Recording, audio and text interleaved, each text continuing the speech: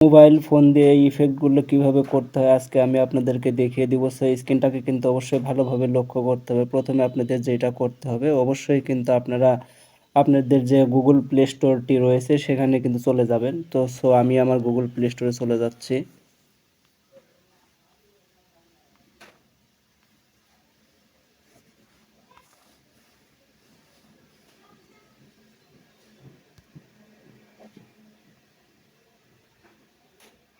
আমি আমার Google play স্টোরে চলে গেলাম। এখানে দেখতে পাচ্ছেন সার্চ বার রয়েছে উপরে। তো সার্চ বারে এখানে কিন্তু অবশ্যই লিখতে হবে ম্যাজিক ফ্লুইডস, এটা কিন্তু লিখতে হবে। লিখে দেওয়ার পর দেখতে পাচ্ছেন এখানে কিন্তু একটা অ্যাপস অলরেডি আমি ইনস্টল করে রেখেছি। এই অ্যাপসটি ভালোভাবে দেখে রাখেন।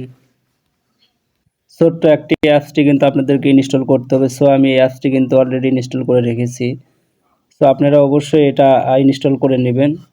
তো অবশ্যই এটা ওপেনে ক্লিক করতে হবে। ওপেনে ক্লিক করার পর দেখতে পাচ্ছেন যে এরকম ইন্টারফেস শো করবে। আপনাদের যেটা করতে হবে উপরে দেখতে পাচ্ছেন যে সেটিংস।